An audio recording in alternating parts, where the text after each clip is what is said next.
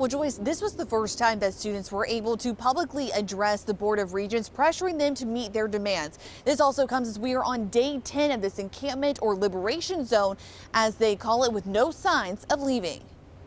Palestine is almost free!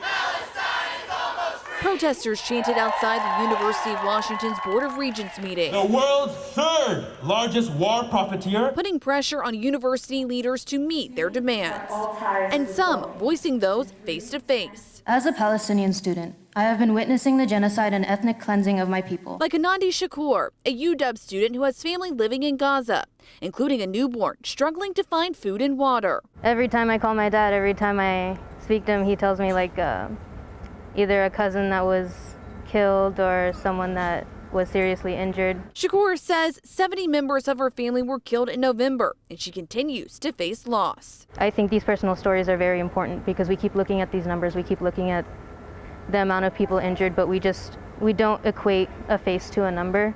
It's important to remember that Hamas launched a terrorist attack against Israel in October of last year, targeting and killing hundreds of civilians, precipitating the Israeli military response. A major demand from students is for the university to cut ties with Boeing, because its defense division has manufactured aircraft used by the Israeli military for decades and donated $100 million to UW over the years. If not us, then who? Is kind of the way I think about it. Yusuf Ghazal, a Palestinian law student at UW, wants the Board of Regents to define what is happening in Gaza as morally reprehensible, something he says they've done before. The university has precedents, and they have divested in the past.